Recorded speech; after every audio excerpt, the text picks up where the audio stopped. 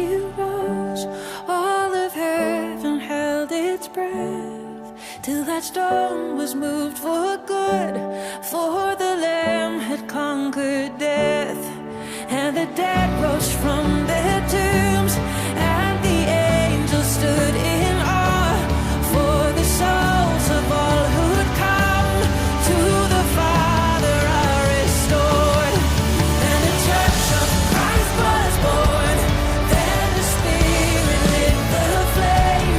Now this gospel truth of old shall not kneel, shall not faint, but His blood and in His name, in His freedom I am free, for the love of Jesus Christ, who has resurrected me.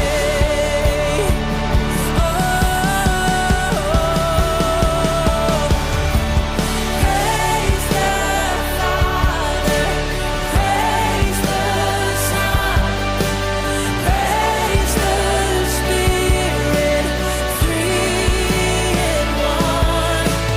God of glory, majesty, praise forever to the King of Kings. Praise forever to the King of Kings.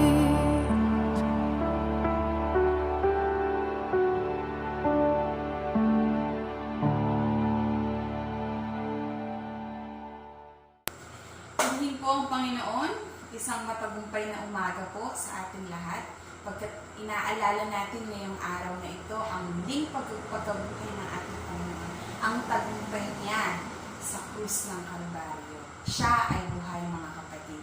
Ang sarap sanang umawit ng sama-sama habang ang music team ay pinangungunahan tayo sa pagpupuri at pagsamba habang tumutugtog ng kani-kanilang mga instrumento sa pagdungaw ng haring araw sa rooftop ng ating simbahan habang may naghihintay na masarap na almusal na pagsasalu-saluhan natin pagkatapos ng pananambahan.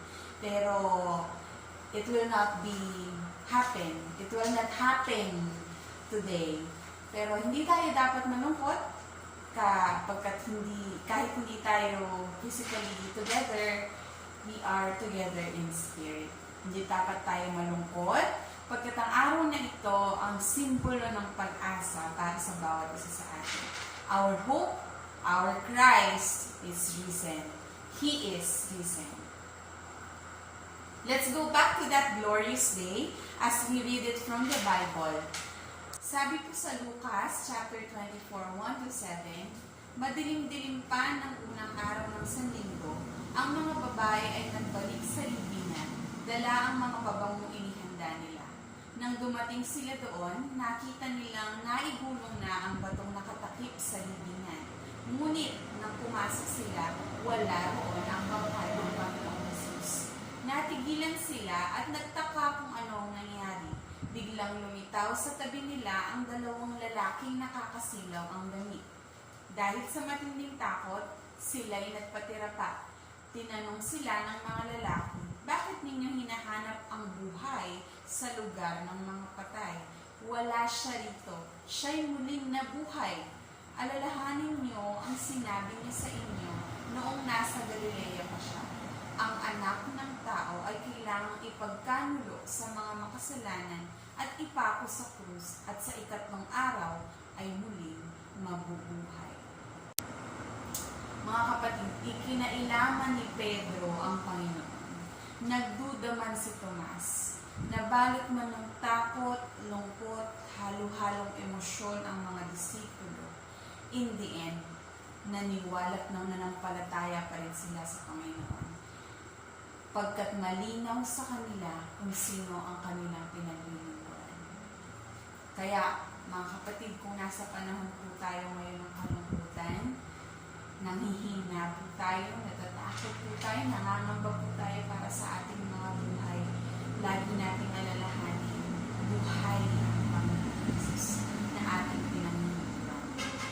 Buhay siya, nakikita niya ang sitwasyon mo, naririnig niya ang hinaing mo, nararamdaman niya ang paghihirap mo. Kailangan mo lang lumapit sa Kanya. He is there. He is always there to help you, to help us. Sabi nga po sa kantang Our God is Able ng Hillsong, He defeated the grave, raised to life, our God is able. Napagtagumpayan niya kahit ang kamatayan. Paano pa ang mga problema pinagdadaanan natin? Kaya niya tayong matulungan. Maaasahan natin ang Panginoon sa lahat ng pagkakataon, sa lahat ng panahon. We just need to trust Him. We only need to be still and know that He is God. He is on His throne and He is still in control, mga kapatid. Let us celebrate His victory. Jesus is alive. Patuloy po tayong lumako sa panalangin. Panginoong Diyos namin makapangyarihan sa lahat, kami po'y nagpupulit, nagpapasalamat, Panginoon, that we are on this day, that we celebrate your victory on the cross. Maraming salamat po, Lord, sa pagmamahal niyo po sa amin, Panginoon, na kahit hindi kami karapat-dapat nito, Lord, inibig niyo po kami. Salamat po sa inyong biyaya sa aming mga buhay, Lord. Ngayon pong nakakaranas kami ng hindi magandang sitwasyon sa aming mga buhay ngayon, Lord, we trust you. And we know, Lord, na patuloy niyo po kami bibigyan ng kalakasan na mapagtagumpayan ang lahat ng mga pagsubok na dadaanan namin, Diyos. Ikaw ay kasama namin sa lahat ng panahon. Kaya, Lord, sa aming pong pagkakatipon, sa pag-aaral po namin ngayon ng inyong salita, patuloy po kayong mangusap sa aming mga puso't isipan, O Diyos. Ihanda niyo po ang aming mga puso't maging matabang lupa ito. Nagtanggapin po namin na bukal sa aming mga puso. Na magpakorek kami kung kailangan namin magpakorek, Panginoon. Maraming salamat po sa inyong pagpapala sa aming lahat. Kayo po ang patuloy na mapurihan at parangalan sa pangalan ni Jesus. Amen. Tayo po ay patuloy na magpuri sa ating Panginoon.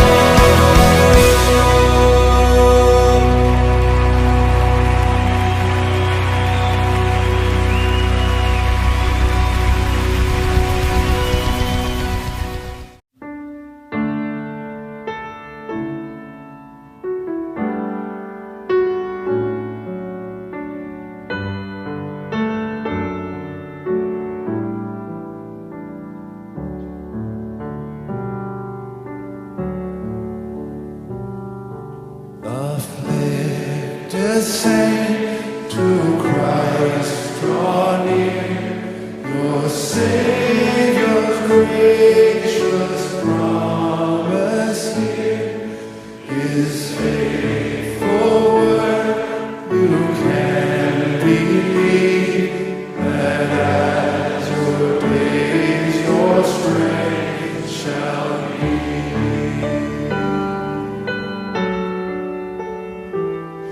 Your faith is weak, your foes are strong, and if the conflict should be long, the Lord will make the tempter flee, that as your days, your strength shall be. So sing with joy, afflicted one. The battle's fierce, but the victory's won. God shall supply all that you need. Yes, as your days, your strength shall be.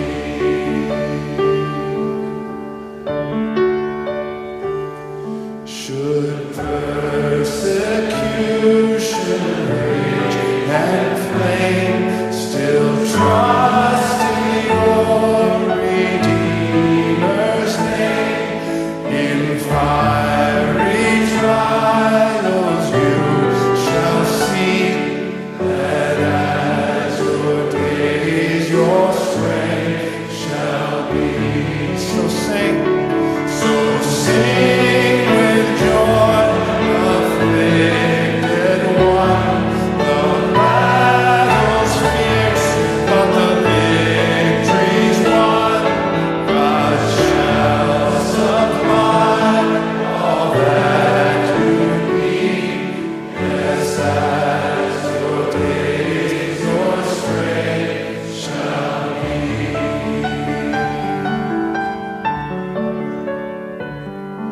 When called to bear your weighty cross, or sore affliction, pain or loss, or deep distress, or poverty, still as your days, your strength shall be. So sing with joy, afflicted one. The battle's fierce, but the victory's won. God shall supply all that you need. Yes, as your days, your strength shall be. So sing with joy. So sing with joy, afflicted one. The battle's fierce, but the victory's won. God shall supply all that you need. Yes, as your days, your strength shall be.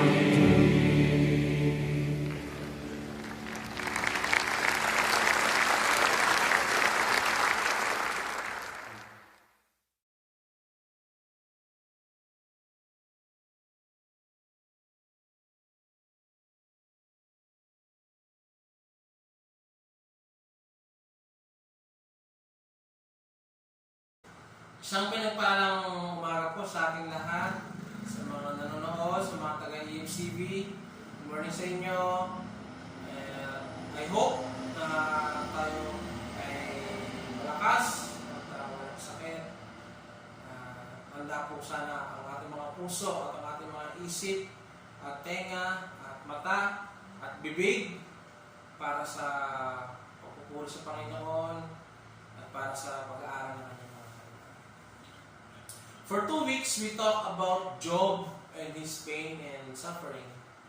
We have seen how God is in control of Job's situation. Sana kagaya din po ni Job, kapag tayo nakakaranas sa mga kahirapan sa buhay, ay nananatili tayo nagtitiwala sa Panginoon. Natatanggapin po natin ang lahat ng bagay, hindi lang po ang mga mabubuti at mga masasaya, kundi kasama na din po ang mga kalamidad, kasama na ang mga nakakalungkot at masakit na mga pangyayari. Kasi alam po natin na ito ay pinahintulot ng Panginoon, ito ay under ng control niya, at ito po ay may mabuting purpose sa buhay natin. We are still here to continue in our series in these trying times. A series about hardships, pain, and sickness. Ang pag-uusapan po natin ngayon ay pinamagatan po in sickness and in health. The different reasons and purposes of sickness and suffering. This sermon is not only about sickness, but also about the general idea of suffering. Hindi lang mga dahilan at layunin ng sakit at karamdaman ng ating pag-uusapan, mga kapatid. Pag-uusapan din po natin ang dahilan at mga layunin ng paghihirap. Generally speaking.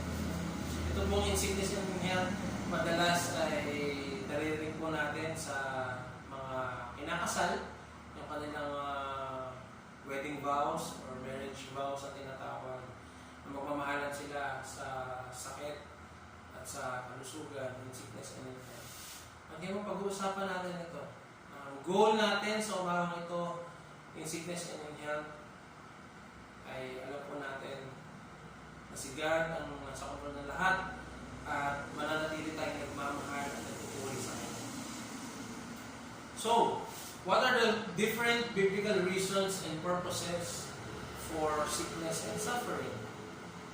Una-una po, sinfulness or punishment from God. Ito po yung madalas na naiisip actually ng mga tao na kapag nagkasakit ng isang tao ay dahil meron siya nagawang kasalanan at meron siyang at siya ay binibigyan ng kaparusahan o dinidisiplin ng Panginoon. Naiisip ng mga tao na nagkakasakit, madalas naririnig natin, pinaparusahan na ba ako ng Panginoon? Ano ba nagawa akong pagkakasala? Mabuting tao naman ako wala naman akong pinatay o niloko. Bakit nangyayari sa akin ito? Ba't ako nahihirapan? Bakit ako may matinding sakit? Ito yung madalas natin mga naririnig. At totoo po, no, na isa sa mga dahilan ng pagkakaroon ng sakit ay ang pagkakasala at pagpaparusa ng Diyos doon sa nagkasala. Again, isa lang po ito sa mga dahilan. This is just one of the reasons kung bakit tayo may sickness and suffering. At hindi mo bakit nagkasakit, no? Automatic dahil sa kasalanan ng tao at parusa ng Panginoon. So ano-ano nga ba ang mga kasalanan ito na binabanggit sa Biblia? Sin against God and His servant. Ito po ay kasalanan laban sa Diyos at sa hinirang ng Diyos o sa tagapaglingkod ng Diyos. Tingnan natin dito sa Numbers 12, 1-12. Ito po yung kwento, no? Miriam and Aaron spoke against Moses because of the Cushite woman whom he had married. For he had married a Cushite woman. And they said, has the Lord indeed spoken only through Moses?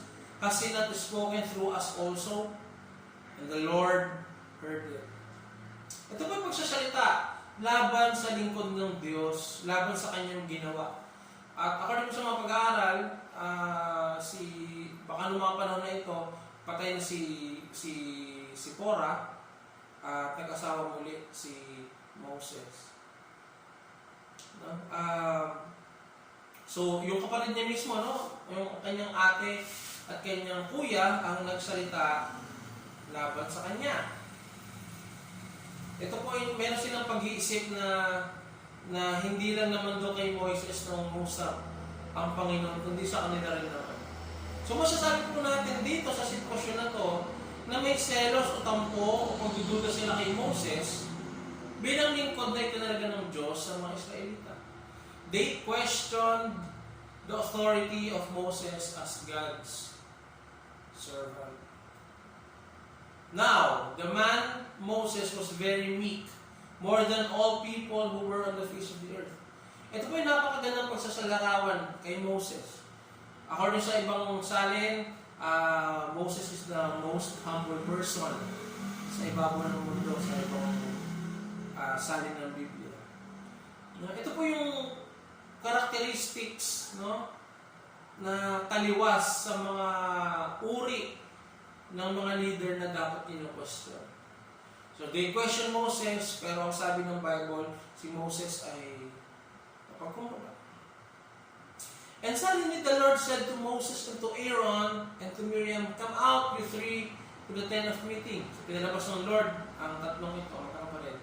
And the three of them came out, and the Lord came down in a pillar of cloud and stood at the entrance of the tent and called Aaron and Miriam, and they both came forward. And he said, "Hear my words. If there is a prophet among you, I, the Lord, make myself known to him in a vision. I speak with him in a dream. Not so with my servant Moses. He is faithful in all my house. With him I speak mouth to mouth, clearly and not in riddles, and he beholds the form of the Lord. Why then were you not afraid to speak against my servant Moses?" And the anger of the Lord was kindled against them, and he departed. Ipinagtanggol po ng Panginoon si Moses, saying in effect that Moses was indeed his servant, actually a very special servant, no? Very unique. Why? Sabi ni Yahweh, "With him I speak mouth to mouth and not in riddles." Direkta po ang pakipag-usap ng Panginoon para ng Panginoon sa kanya, hindi sa vision or dreams kagaya sa ibang mga propeta. At dahil sa ginawa nila Miriam at ni Aaron sa kanilang kapatid, nagalit po ang Lord sa kanila. Ano nangyari? When the cloud removed from over the tent, behold, Miriam was leprous like snow. And Aaron turned toward Miriam, and behold, she was leprous. Pinurusahan ng Lord si Miriam, nagkaroon po siya ng leprosy. Bakit po? Because she sinned against God and His servant. Mga kapatid, bilang application po no, sa text na ito, sa scriptures na ito, hindi mo masama mag-comment o magpaalala sa mga leaders ng simbahan. It's not the point here na parang ginagamit kasi ito ng iba, no, to, na in an abusive way naman, na parang sinasabi nila, pastor ako or leader ako dito, hindi mo ako pwedeng banggain. Hindi po yun ang context, no? Pero kung tayo po ay magko-comment o magpapaalala sa isang leader or sa mga leaders ng simbahan, sana ito po ay galing sa malinis na kalooban at hindi lang para malirang puri at hilahing pababa ang mga lingkod ng Diyos na gumagawa naman ng tama. Si Moses gumagawa ng tama. Sabi nga, it's very humble and meek. Pero, question pa rin ng kanyang mga kapatid ang authority ni Moses. Mga kapatid, hindi po perfect ang mga leaders. Kasi wala naman pong perfect leaders. Walang perfect pastors, walang perfect church, walang perfect church leaders. Pero ang mga leaders na talagang nagpapasakop sa Panginoon, sana po huwag natin silang kalabanin o pag-isipan ng masama. Dapat sinusuportahan po natin ang mga leaders. Or else, pwede tayong magaya kila Miriam, kila Aaron, na kinuwestiyon ng isang leader na maayos naman ang ginagawa at pinarusahan sila ng Diyos dahil dito. So basically, ang sarabasa natin si Miriam. Pangalawa po, personal sins. No? Ito yung mga personal na kasalanan. Ito po sa experience ni Jesus, sa John 5:8-9, ito po yung nangyari. Jesus said to him, "Get up, take up your bed and walk." And at once, the man was healed, and he took up his bed and walked. Afterward, Jesus found him in the temple and said to him, "See, you are well. Sin no more that nothing worse may happen to you." Isipin mo natin mga kapatid, yung sakit po na STD or sexually transmitted diseases, nagkakaroon po ng ganyan, no? as far as I know, dahil sa sexual morality. Nagkakaroon ng sex before marriage, nagkakaroon ng sex outside marriage, mga kabit, kirida, at pakipagtali sa kapwa kasarian. Kapag nagkaroon ng sakit na STD, isipin po no, na sarili din ang may kagagawan. Baka nagkakasakit dahil sa masamang gawain. Totoo po that God allowed sickness, pero baka ang main cause nito ay personal sins. At kapag ka po ganyan, huwag po natin sisisihin ng Panginoon kasi kasalanan mo yan. For example, may isang tao na nagkaroon ng tuberculosis. Paano hindi magkakaroon ng tuberculosis? Kung makapag-yosi, wagas. 2 hanggang 3 kahan ng sigarilyo, araw-araw ang hinihit-hit. Nagtaka ka pa kung magkakaroon ka ng tuberculosis. Dahil yun sa kagagawa mo. Mga kapatid, may natural consequences po ang ating mga ginagawa. Kasama na po dyan ang paggawa ng kasalanan. Yung iba naman, mga manginginom, yung tipong yung pinakakape nila o Milo nila sa umaga ay alak. Hanggang sa bago sila matulog, alak pa rin. Kahit na wala nang makain, basta may alak. No? Yung iba, natulog na po ang atay dahil sa labis na alcohol.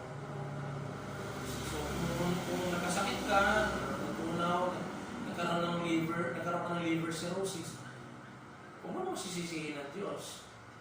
Dahil consequence yan ng iyong nagawang mga pagkakamali.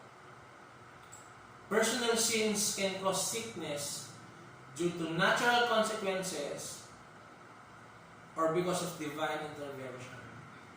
So kung nagkakasala po tayo, pwede tayo magkaroon ng sakit dahil sa natural na consequences ng ating ginawa o dahil may ginawa ang Diyos na intervention sa atin. Kumbaga, mayroong natural consequences at mayroong supernatural consequences. Pangatlong uri ng pagkakasala, sin against the brethren or sin against the church, sin against the brothers and sisters. Dito po sa 1 Corinthians 11, 27-31, ito po yung mababasa natin. So then, whoever eats the bread or drinks the cup of the Lord in an unworthy manner will be guilty of sinning against the body and blood of the Lord. Everyone ought to examine themselves before they eat of the bread and drink from the cup. Ito pong 1 Corinthians 11, ito po yung text na madalas na ginagamit tungkol sa huling hapunan or sa Lord's Supper or sa Holy Communion. So, doon po, sa text na yun, nakalagay po yung mga bagay na ito. Sabi dito mayroong binanggit na unworthy manner. Ano po yung unworthy manner na yun? Pagka pinanigan po natin yung text, the verses before this, ito yung ginagawa kasi nila. Within the Corinthian church, nagsasama-sama sila para sa church, nagsasama-sama sila para mag-alalahanin ng Panginoon, kumain ng tinapay, at uminom ng alak, no, as a symbol of the body and blood of the Lord. Pero ang nangyari, hindi po sila naghihintayang kumain. May mga gutom na, may mga bundat, may sobrang busog na, at may mga lasing na. Yes, within the church setting. Wala pong hintayang naganap within the church. They seem to not care sa isa't isa. Ano nangyari? For those who eat and drink without discerning the body of Christ, eat and drink judgment on themselves. That is why many among you are weak and sick, and the number of you have fallen asleep. Sa mga kumakain at umiinom na walang pagpapahalaga sa church, pwedeng magdulot ito ng sakit sa kanila. Ito po yung the way we treat the church, the way we treat our brothers and sisters in Christ. Kapag tayo po ay puno ng selfishness, kung tayo po ay puno ng arrogance, no, meron tayong yabangan due to social and economic status, meron tayong chismisan, meron tayong siraan, Yun ang nagpapakita yan ng pagkakasala laban sa church. At pwedeng mag-cause po yan ng sakit. And sabi po dito, no, that is why many among you are weak and sick, and a number of you have fallen asleep. Yung iba po, hindi na nagkasakit, yung iba namatay na. Dahil sa pagkakasala nila laban sa mga brothers and sisters nila sa church. Verse 31. Kaya sabi dito, na kung mas magiging maingat tayo how we treat others within the context of brotherhood of believers, walang judgment or sakit o kamatayan na mararanasan dahil sa kasalanan ito. But if we were more discerning with regard to ourselves, we would not come under such judgment. Kaya mga kapatid, magmahalan po tayo.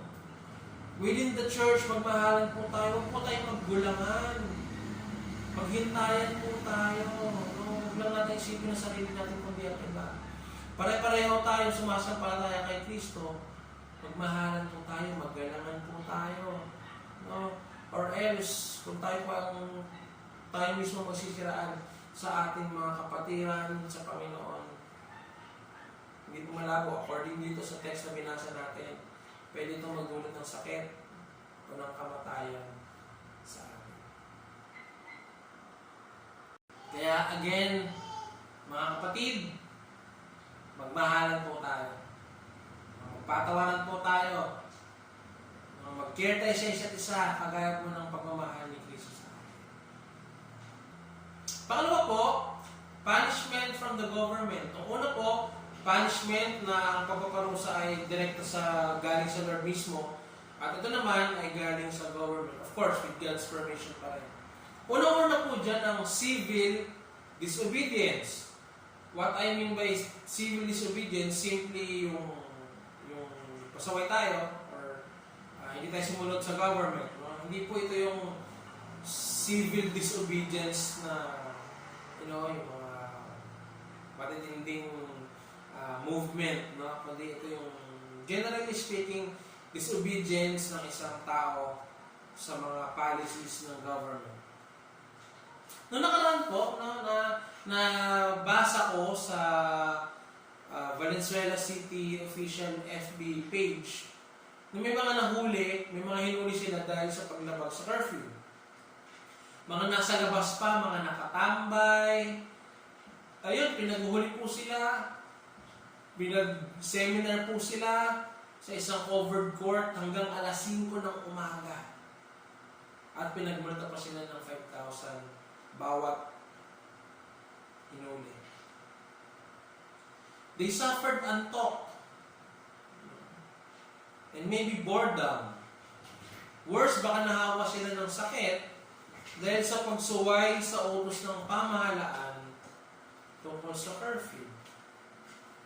So, again, kagaya po nung sinabi ko, ito po ay ang sermon po natin ngayon hindi lang po dahilan at purpose ng karamdaman, kundi suffering din. Kaya ang isa po dito, unang-una na dito, na dahilan ng suffering ay yung civil disobedience. Again, pwede po talaga makaranas ng suffering due to civil disobedience. Kaya dito po sa Romans 13:1-5, si Paul po ang nagsasalita dito. Ang sabi niya dito, let everyone be subject to the governing authorities. For there is no authority except that which God has established. The authorities that exist have been established by God.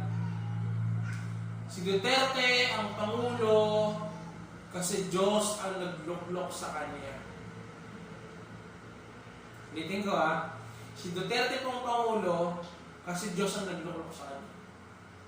Now, whether your position, your theological position is God directed him, kumbaga direct will ni God na ilagay siya doon, or pwede ang theological position mo naman ay God permitted him in that position. Alin man po doon ang inyong pinapaniwalaan, the Bible is clear that the governing authorities have been established by God. Pero mga kapatid, hindi po masama mag-express ng pagkadismaya sa Pangulo or sa government, no? Lalo na kung gumagawa talaga sila ng mali. Hindi naman po yun masama. Hindi po masama magpaalala or kalampagin ang mga nasa taas. Pero sana, sa maayos na paraan at manatili pa rin mga mamamayan nagpapasakop sa pamahalaan. No? Let everyone be subject to the governing authorities. At tandaan po natin, God established our governments. Consequently, whoever rebels against the authority is rebelling against what God has instituted. And those who do so will bring judgment on themselves. For rulers hold no terror for those who do right, but for those who do wrong. Do you want to be free from fear of the one in authority? Then do what is right, and you will be commended. No? Speaking of Venezuela government, si Mayor minsan may video siya at pinapasalamatan niya yung mga tao, yung mga mamamayan na nakiki-join or nakikipag-cooperate sa social distancing at sa pag-stay sa bahay. No? They commend us. No? Pero nagpaparusa din sa mga lumalabag sa batas.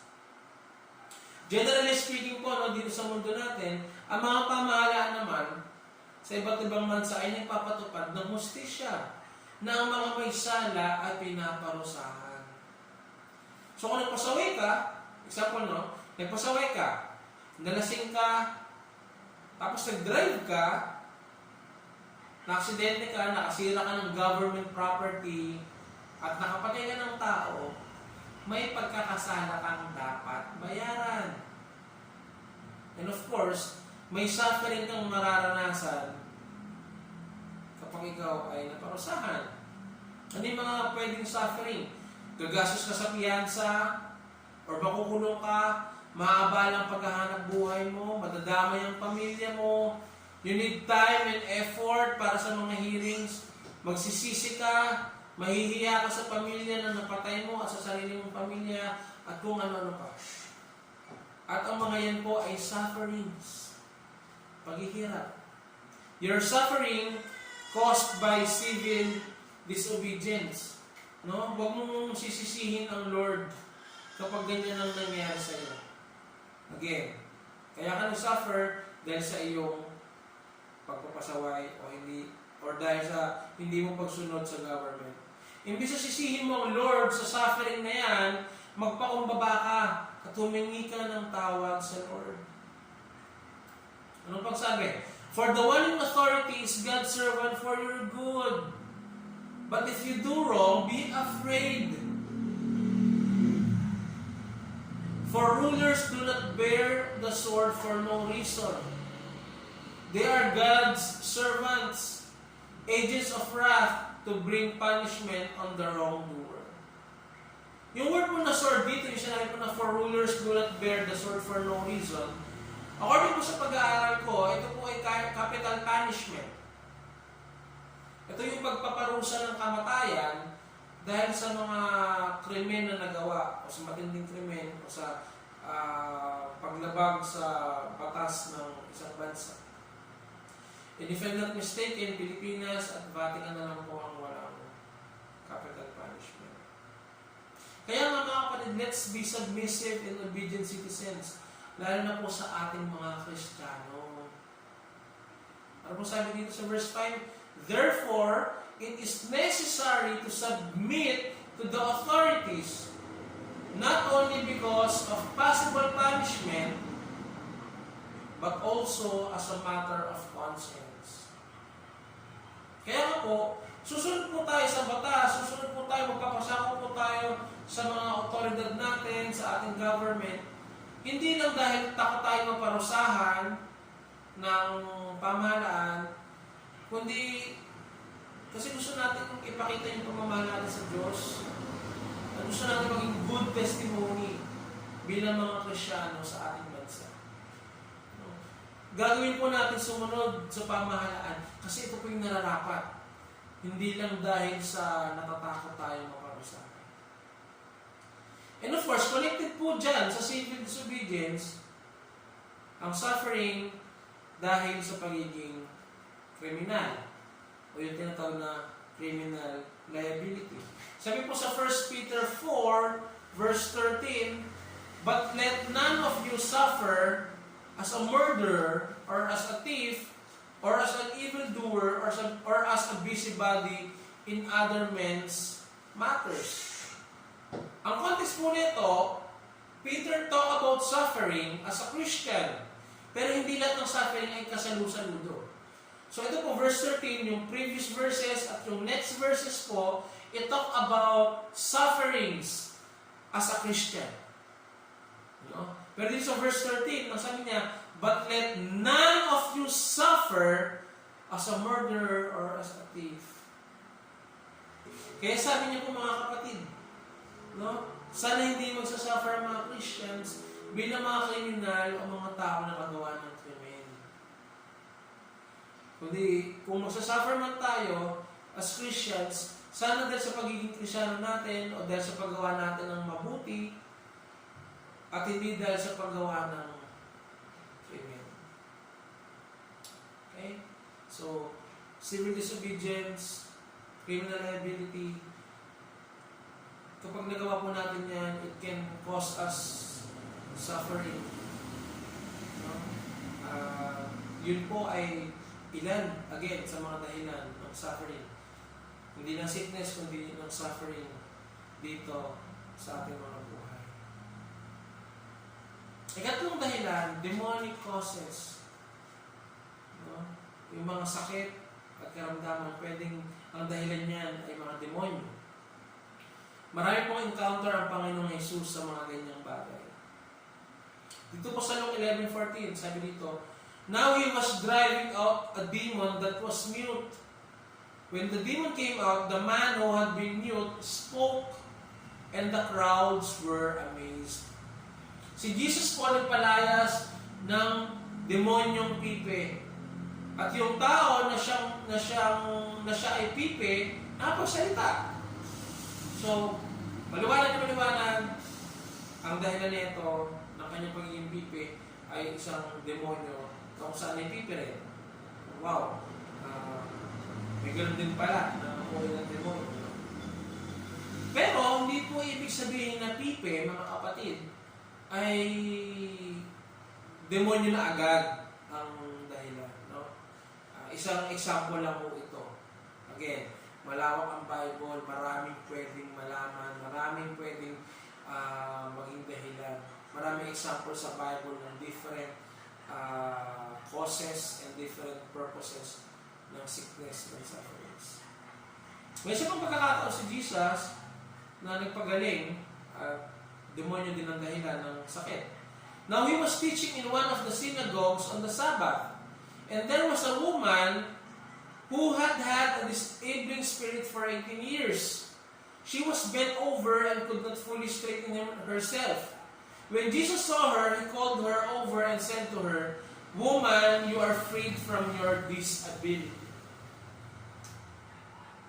Para po madali natin intindihin, sabihin na po natin na ang babaeng ito ay kuba. At ito ay dahil sa isang disabling spirit for 18 years.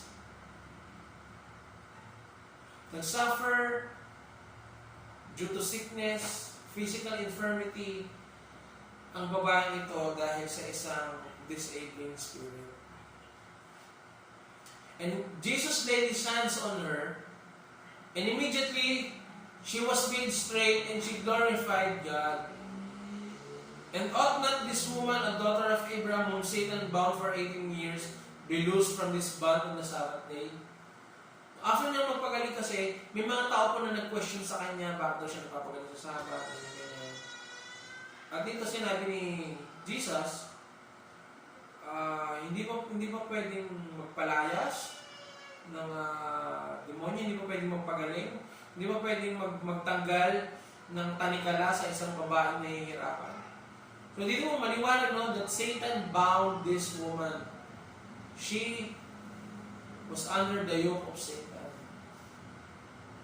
So whether it's Satan directly or tauhan ni Satanas, mga demonyo. Again, this woman was under the yoke of Satan. Ito yung pangdahilan kung bakit siya nagkaroon ng sakit. So, what are the different biblical reasons and purposes for sickness and suffering? Nakapag-aral po tayo ngayon ng anim. Unang-una po dito yung sinfulness, punishment from God, sa paanong paraan, sin against God and His servant, personal sins, and sin against the brethren or the church. Pangalawa, sinfulness, as in may punishment from the government. Ito po yung civil disobedience, criminal liability, and of course, demonic causes. So dito po, meron na tayong 6 na napag-aralan. At sa susunod po na Sunday, meron pang 6 tayong pag-aaralan. So, ayoko namang matuto lang ang ating isip. Magkaroon tayo ng dagdag na kaalaman tungkol sa Bible. Ano rin ang lessons na pwede natin matutunan? Ano rin yung mga life lessons and practical applications na pwede natin makuha mula dito? Una-una po, there are numerous reasons and purposes for sickness and suffering. So, we should not be quick to conclude a reason why a person is sick or suffers. So, kung meron pong may sakit sa atin, or may kakilala tayong may sakit, no? Huwag po natin agad i-conclude, ay, ano yan eh, kaya yan nagkasakit kasi, nagkasala sa Diyos. Kaya yan nagkasakit kasi, nagkasala sa church. Kaya yun naparusahan kasi nagpasawi sa government. Again, maraming dahilan. No? Baka sabihin pa natin, kaya may sakit siya kasi may demonyo yan. May demonyo ba? May demonyo. No? Sa loob ng kanyang katawan. Again, mag-ingat po tayo sa kakakonclude dahil according po sa pinag-aralan natin, marami pong dahilan ang sickness and suffering. It is wise to entrust these situations to God. Alam mo po ang sitwasyon, ipagkatiwala na sa Panginoon. Kung ano po ang sickness or sufferings na meron po tayo, ipagkatiwala na sa Panginoon kasi Panginoon po ang siyang higit na makakatulong sa atin. It is prudent to search for one's own heart if he or she has committed an unconfessed sin against the Lord or to our fellow Christians. Maganda po na magmuni-muni, mag-search ng sarili. Kapag may sakit po tayo, isipin, makipag-usap sa Lord, isipin, baka may nagawa tayong kasalanan.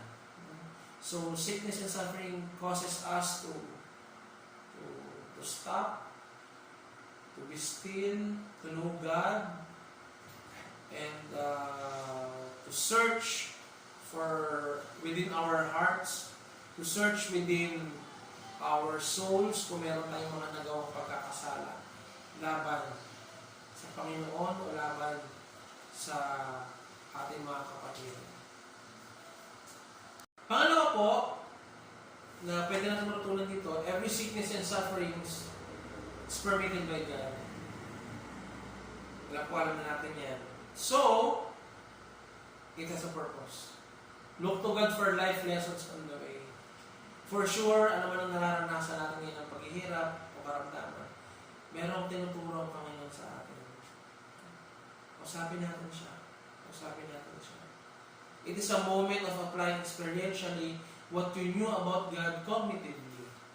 Yung mga napag-aaralan po natin ay mas mai-apply natin at mas mararanasan natin sa oras ng pain, ng sufferings, and ng sickness.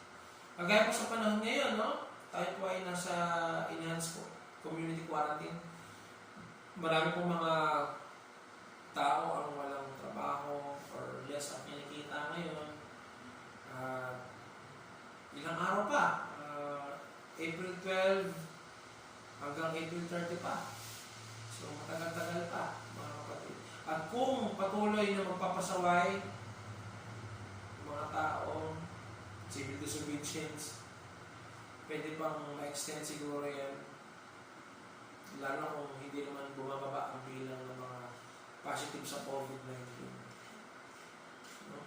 So, dati natutunan po natin that God provides, that God is good all the time, that God is good and He is trustworthy.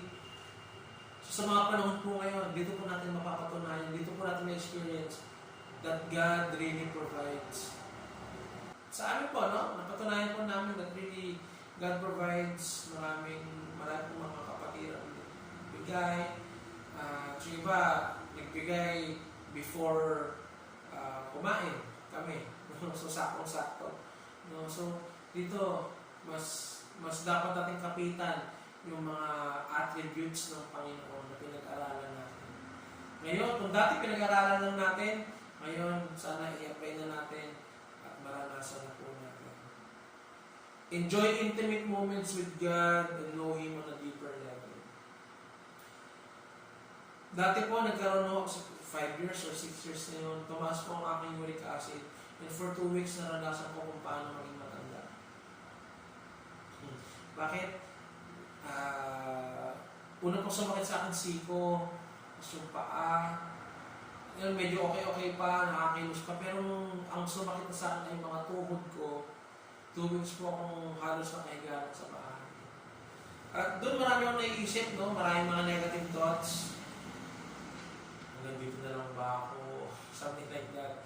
Pero maraming mga positive thoughts at maraming tinuro sa akin ng Panginoon.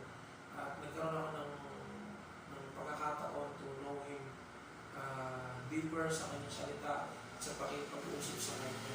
So yung mga pagkakataon po na meron tayong sakit, karamdaman, sufferings, na to the point na kumaga babang-baba na tayo.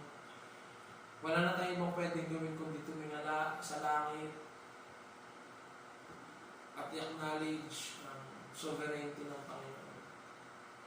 Na minsan hinahayaan niya na ma-down tayo ng sobra para lang tumingala tayo sa Kanya. Ang ganyan po yung nangyayari, no? sa iba't ibang panig ng daigdig ngayon. Yung mga dating hindi naman nag-pray ngayon, nag-pray na, tumatawag na sa Panginoon. So, Satan meant it for bad, but God meant it for good. Marami po nangyayaring mabuti through pain, sickness, and sufferings. At sana po, sa mga pagkakataong ganito, mas lumalim po ang relasyon natin sa Panginoon. Be hopeful that you can be a good testimony to others of God's faithfulness in the midst of your sickness or suffering and in the moment you overcame it. No, sana ang pag-isip pa rin natin na kahit nasa sakit tayo, karamdaman, paghihirap, ay mag-glorify pa rin natin ang Panginoon. Na magiging good testimony pa rin tayo kung gaano matapat ang Panginoon sa buhay natin. Kahit tayo ay nasa sakit, or kahit pagkatapos ng sakit, tayo gumaling, kung yun ang kalooban ng Panginoon, ay mabigyan natin siya ng kapurihan sa pamamagitan ng pagiging good testimony natin sa ating mga kapwa mananampalataya, sa ating mga kapitbahay at mga kamag-anak, na sa kabila ng sickness or suffering, ay Diyos pa rin ang may taas sa atin. Next week po mga kapatid, patuloy niyo po kami samahan sa pag-aaral. We will study more reasons and purposes of sickness and suffering. May 6 pa ho. So, pagpalain po tayo ng Panginoon. Sana hindi lang po tayo lumawak dito, kundi lumalim din tayo sa ating pananampalataya sa Panginoon. Again, nalaman natin na maraming dahilan ang sakit at paghihirap.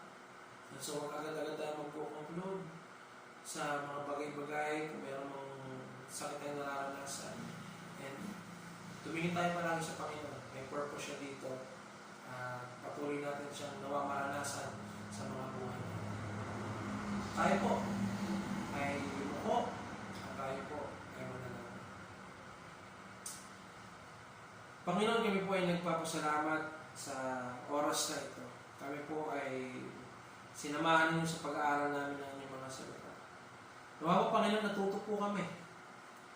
Hindi lang po ng bagong kaalaman, kundi natuto po kami kung ano yung mga pwede namin magawa in the midst of pain, in the midst of sufferings and sickness.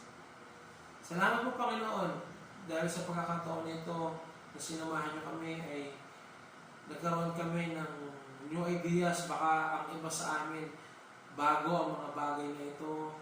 Salamat, Lord, sa learning. At very rich, Lord, ang inyong mga salita. Marami pa kami pwedeng matutunan. At sabi nga ng isang author o isang pastor, sabi niya, habang tumatanda kami ng mga Kristyano, ay marami pa rin kami natututunan sa Biblia. We cannot exhaust the Bible. Hindi namin kayang ubusin ang Bible sa mga pwedeng maituro na ito sa aming mga buhay. Bakit? Kasi meron kaming Diyos na buhay at ang salita mo, Panginoon, ay buhay at ito ay mananatili mo pakailanman. Patuloy na samahan niyo po rin kami, Panginoon. Patuloy po na protektahan niyo kami. Ito po ang aming kahilingan. Na protektahan niyo po kami at ang aming pamilya laban sa COVID-19. Nawa patuloy kami maging mabuting mga mamamayan na sumusunod at nagpapasakop sa aming pamahalaan. Maraming salamat po, Panginoon. Pagpalaan niyo po kami. Bless us. In Jesus' name we pray. Amen. Pagpalain po tayo ng Panginoon. God bless everyone.